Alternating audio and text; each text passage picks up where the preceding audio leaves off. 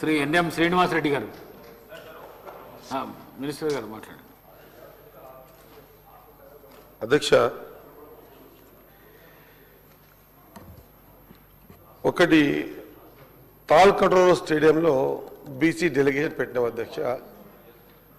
అయితే ఆ రోజు నేషనల్ బీసీ లీడర్ ఒక మాట చెప్పిండు అధ్యక్ష, అది ఇప్పుడు గుర్తుకొచ్చింది ఈ సందర్భంలో. హిందీ నార్థన్ లాంగ్వేజ్లా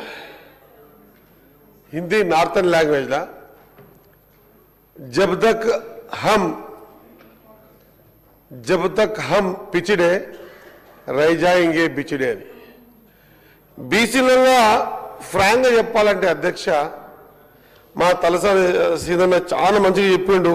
నేను నిజంగా కూడా అప్రిషియేట్ చేస్తాం, తప్పేం కాదు. ఈరోజు వాస్తవంగా కూడా మేము మొదటిసారి వచ్చినాం అధ్యక్ష. సరే ఎమ్మెల్యేలు కాదేం కానీ నేను కూడా వార్డు కౌన్సిలర్కి ఎంత వచ్చిన అధ్యక్ష. వార్డు కౌన్సిలర్ చేసిన, సర్పంచ్ చేసిన, MPTC, MPP, ZPTC, flow leader, జిల్లా అధ్యక్షుడు, ఎమ్మెల్యే, ఇప్పుడు మంత్రి అయిన అధ్యక్ష. నిజంగా అన్న మాట్లాడుకుని ఒక మాట అయితే నిజంగా చెప్పిండు అధ్యక్ష. ఏందని, ఈ స్థానంలో వచ్చి కూర్చోవడానికి బ్యాక్వర్డ్ క్యాస్ట్లలో ఎంత నరకం ఉంటుందో అన్నకు కూడా అనుభవం ఉంది, అన్నకుంది, నాకుంది. ఎందుకంటే ఉట్టికి స్వర్గంకి ఎక్కడ లేకుండా మధ్యస్థంగా ఉన్నటువంటి సందర్భం బీసీల అధ్యక్ష. నేను ఇదే అంటున్నా మా సీనియర్ని. ఒకవేళ గత 10 సంవత్సరాల అధికారంలో మీరు ఉన్నప్పుడు గింతనే మాట్లాడే అవకాశం మీకు ఇచ్చిర్రా సీనియర్న? నిజం మాట్లాడుకుందాం, ఎక్కడ క్రిటిసైజ్ చేస్తా నేను. గత 10 సంవత్సరాల అధికారంలో ఉన్నప్పుడు గింతనైనా మా సీనియర్కి మాట్లాడే అవకాశం ఇచ్చిర్రా? లేదన్నా. ఒక్కసారి నేను కూడా ఉన్న రాజకీయాలన్నా, నేనేమో కొత్తగా రాలేదు, నేను రాజకీయాల్లో ఉన్నా. ఒక్కసారి మాట్లాడే అధికారం ఇయ్యలే. ప్రతిసారి అంటా ఉంది అధ్యక్ష, సెంట్రల్ గవర్నమెంట్లో మీరు లేరు, సెంట్రల్లో మీరు లేరు కదా, మభ్యపెట్టడానికేనో లేకుంటే మోసం చేయడానికేనో అంటున్నారు అధ్యక్ష. మభ్యపెట్టడం, మోసం చేయడం కాదు అధ్యక్ష. మన హక్కుల కోసం మనం పోరాటం చేయడానికి కావాల్సిన ప్రక్రియను ఏర్పాటు చేసుకున్నాం. ఆ రోజు తమిళనాడులో ఉన్నటువంటి జయలలిత గారు డిఎంకేనే, ఏడిఎంకే, ఏమిటి సార్ అది? DMK Anna DMK, ADMK. మరి ఆమె కాంగ్రెస్ అయితే కాదు కదా. ఆ రోజు సెంట్రల్లో కాంగ్రెస్ అధికారంలో ఉంది. మన పెద్ద మనిషి పివి నరసింహారావు గారు ప్రైమ్ మినిస్టర్గా ఉన్నారు. ఆమె ఆ రోజు ఈ విధంగానే ఆలోచన చేసి ఉంటే, మనం సెంట్రల్లో లేం కదా, మనకెందుకు ఇస్తారులే, అడగొద్దని అడగకుండా ఉండి ఉంటే సాధ్యమవుతుండేనా అధ్యక్ష? ఆమె తమ రాష్ట్రానికి కావాల్సినటువంటి వెనుకబడ్డ జాతుల కోసం ఖచ్చితంగా ఏదైతే ప్రక్రియ ఇప్పుడు మనం చేశామో ఆ ప్రక్రియ చేసి షెడ్యూల్ 9లో పెట్టమని ఆమె ఒక పార్టీ, సెంట్రల్లో కాంగ్రెస్ పార్టీ. మరి కాంగ్రెస్ పార్టీ ఇచ్చింది కదా అధ్యక్ష. ఆ విధంగా ఇస్తారేమో అనుకొని ప్రయత్నం చేయడం తప్పు కదా. ఇచ్చేంత వరకు పోరాటం చేస్తామనేది కూడా తప్పేం కాదు కదా అధ్యక్ష. నేనేమంటున్నా, వాస్తవంగా చెప్తా ఉన్నా అధ్యక్ష. ఎక్కడైనా సరే అన్న మా రామారావు అన్న అంటుండు, ఆచరణ చేసి చూపించినాం. ఎస్ అధ్యక్ష, ఆచరణ చేయాల్సింది ఇంకా ఉండే. ఎంత చూపించిందో అంత అవసరం లేకుండే. ఏ నిష్పత్తిలో అయితే బీసీలు ఉన్నారని ఈరోజు మా సీనియర్ మాట్లాడుతున్నారో ఆ నిష్పత్తిలో ఏం జరిగిందో ఒక్కసారి ఏంటి అధ్యక్ష, ఎవరి వీపు వాళ్ళకి కనిపించదు అధ్యక్ష. ఎంతసేపు ఉన్నా మనం ఈ విధంగా ఈ రోజు ఎవరెందుకు మాట్లాడతలేరు, ఆ అవకాశం ఎందుకు మీకు ఇస్తా ఉందంటే, ఈ విధంగానే మన బీసీ వల్ల మనము అనుకొని, అక్కడ మేమున్నా, ఇక్కడ మీరున్నా, ఇంకొరుకున్నా, మనకు అనుకునేటువంటి సందర్భాన్ని క్రియేట్ చేసి తమాషా చూసే ప్రయత్నం చేస్తారు తప్ప, ఏ విధంగా అయితే రాహుల్ గాంధీ గారి ఆలోచన ఉందో ఆ విధంగా నిక్కచ్చిగా మేము మాట్లాడుతున్నాం కదా అధ్యక్ష. ఈరోజు రాష్ట్రంలో అధికారంలో ఉన్నాం. అధికారంలో ఉన్నప్పుడు ఇటువంటి సందర్భం వస్తే మాట్లాడే ధైర్యం ఉన్న గతంలో చేసిండ్రా అధ్యక్ష? ఈరోజు ధైర్యంగా మాట్లాడతలేమా?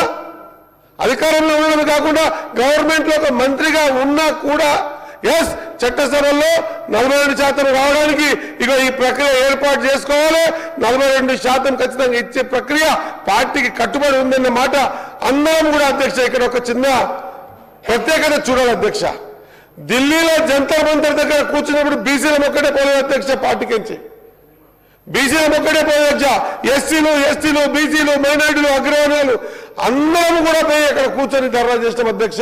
ప్రతిసారి అదొక్క మాటనే ఏంది, ఖచ్చితంగా రాహుల్ గాంధీ గారు ఎందుకు రాలే, అట్ ద సేమ్ టైం మన ఖర్గే గారు ఎందుకు రాలే అధ్యక్ష.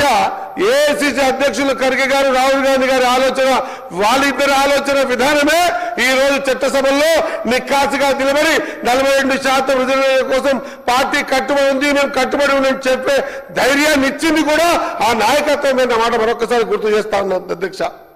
అధ్యక్ష, హైకోర్టులో వాళ్ళు కేసు వేసారు అధ్యక్ష. కేసు వేసినప్పుడు అందరినీ కోరడం అధ్యక్ష, అందరూ కూడా ఇంప్లీడ్ అవుతాం, అందరూ కూడా ఆ కేసు ఇంప్లీడ్ అయితే దాని ఆలోచన విధానం వేరే ఉంటుంది, ఇది అందరూ కూడా ఆలోచన చేస్తేనే ఖచ్చితంగా ముందుకు పోతానికి ప్రయత్నం చేసినాం అని అన్నం అధ్యక్ష. కానీ ఎవరు ఇంప్లీడ్ కాలేదు అధ్యక్ష. 100% ఈ రోజు కూడా పార్టీ పరంగా ఇంకా సలహాలు సూచనలు మా సీనియర్లతో ఇంకా ఎన్నిసార్లు నేను నిర్మోహమానంగా చెప్తా ఉన్నా అధ్యక్ష.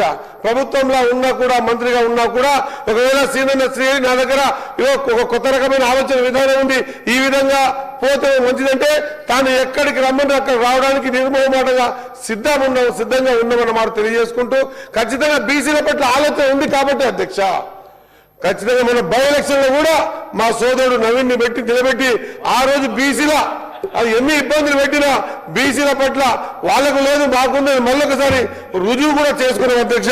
ఇది గుర్తించి ఖచ్చితంగా భవిష్యత్తులో నవీన్ మీద ఎన్ని కేసులు పెట్టినా నవీన్ గెలిపించుకునే ప్రయత్నం చేసినాం. ఇంకొక మాట చెప్తాను అధ్యక్ష, దయచేసి ఒకటే ఒక నిజమైన మాట ఆత్మసాక్షి చెప్తున్నారు అధ్యక్ష. నేత నిర్భయంగా మాట్లాడుతా అధ్యక్ష సబ్జెక్ట్ వచ్చినప్పుడు. ఒకవేళ ఎవరి సలహాలు సూచనల మేరకు ఎవరో ఏదో ఆడిపిస్తే ఆడిట్టే విధానం మీకు మాకు ఎవరికి ఉండొద్దు. ఖచ్చితంగా మనం ఒకరి బుట్టలో పడిపోతే ఇంకెన్నడికి కూడా బీసీల పట్ల మనం ఆలోచన విధానాన్ని చంపుకున్న వాళ్ళ మొత్తం కాబట్టి నిర్భయంగా ఎక్కడికక్కడ బీసీల విషయం వచ్చినప్పుడు ఖచ్చితంగా నిక్కాసుగా నిలబడి మీరు మేము మనమందరం కలిసి పోరాటం చేస్తేనే తప్ప భావి తరాలకు భవిష్యత్ తరాలకు బాటేసిన వాళ్ళ అవుతామన్న మాట గుర్తు చేస్తూ మా సీనియర్లో ఇంకేమైనా సలహాలు సూచిస్తే నిర్మూలనే చెప్తున్న అధ్యక్ష. వేదికలో సభగా చెప్తున్నా సీనియర్ని ఎక్కడికి పిలిస్తే రావడానికి సిద్ధంగా ఉన్నామన్న మాట గుర్తు చేస్తూ ముగిస్తా ఉన్నా అధ్యక్ష. సార్ సంతోషం శ్రీహరి అన్న, నేనేమో ఈ లంబా చౌడ ఎందుకు అని చెప్పి ఇక మళ్ళీ అంతా కాంట్రవర్సీ అవుతాయని నేను సబ్జెక్ట్ పక్కన పెట్టిన. నువ్వేమో మా అల్లుని నువ్వేమంటున్నావు, మా అల్లుని నిలబెట్టి హైదరాబాద్లో గెలిపించినామంటున్నావు. నా అల్లుని నిలబెట్టి హైదరాబాద్ సిటీలో మీరు గెలిపించినట్టు సంతోషం అంటే నేను చెప్తుంది అర్థమైతలేదు.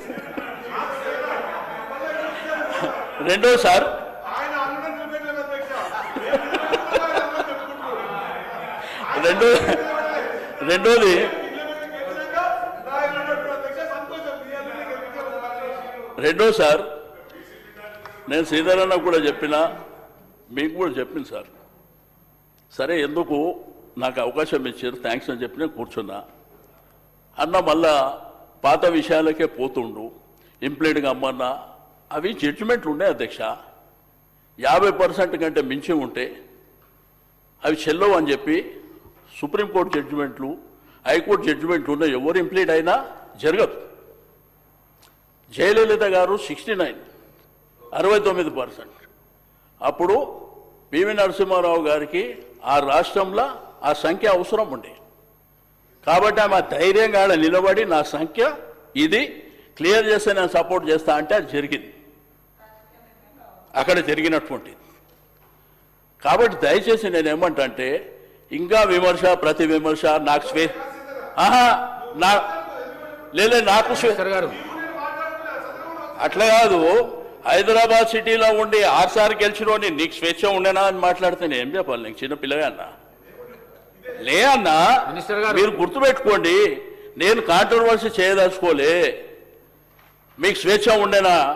నాకు ఎంత స్వేచ్ఛ ఉండే, మా వాళ్ళకి ఎంత స్వేచ్ఛ ఉండే మాకు అందరికీ తెలుసు. కాబట్టి 9 సంవత్సరాలలో అద్భుతాలు చేసినాం. కాబట్టి దయచేసి నేను 9th షెడ్యూల్ పక్కన పెట్టండి, అది జరిగేటప్పుడు జరుగుతుంది, పోరాటం చేస్తాం. బలమైనటువంటి ఉద్యమాన్ని కూడా నిర్మిస్తాం, అది వేరే విషయం. కానీ మీ చేతిలో ఉన్న పని మాత్రం మీరు చేయండి. వచ్చే క్యాబినెట్ ఎక్స్పెన్షన్లో ఆ మిగిలినవి ఆ బీసీలకి ఆ మంత్రి పదవులు ఇవ్వండి.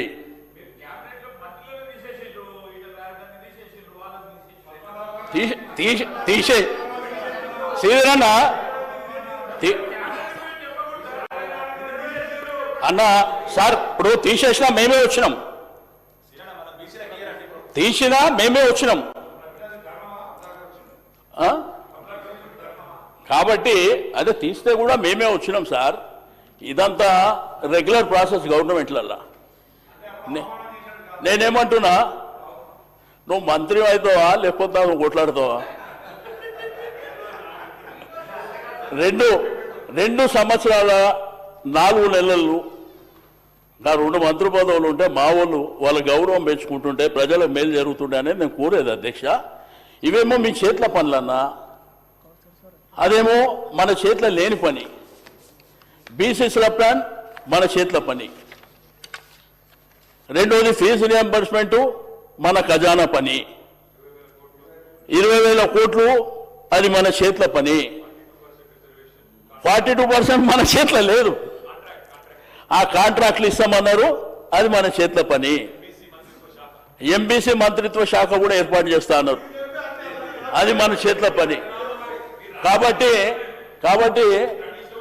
అవన్నీ చేయాలని నేను కోరుతున్నా. అంతకుమించి మీరు చెప్పినయే మీరు కామారెడ్డిలో చెప్పినటువంటి నేను చెప్తున్నా. రెండోది, దయచేసి నేను మా శ్రీధర్ అన్నకు రిక్వెస్ట్ చేసేది ఒకటే, శ్రీధర్ అన్న బడ్జెట్లో పెట్టినటువంటి అంకెల ప్రకారమే ఖర్చు పెట్టమని చెప్తున్నా, అంతకంటే వేరేదేం లేదు. ఎందుకంటే మన వాళ్ళు నిన్న మీరు 12,000 కోట్లు అన్నారు, వాళ్ళు నిజమే వస్తాయని అపోహ. కార్పొరేషన్లు, రెండోది మన ఎంబీసీ కార్పొరేషన్లు ఉన్నాయి, బీసీ కార్పొరేషన్లు ఉన్నాయి, అక్కడ రూపాయలు ఏమంటారు వాళ్ళ పాపం. కాబట్టి దయచేసి మా ఈ డిపార్ట్మెంట్లన్నీ మా పొన్నం ప్రభాకర్ అన్న చూస్తుండు అన్న, అందరూ వచ్చి నేను ఎత్తి మీద కూర్చుంటారు, గుర్తుపెట్టుకో. Thank you sir.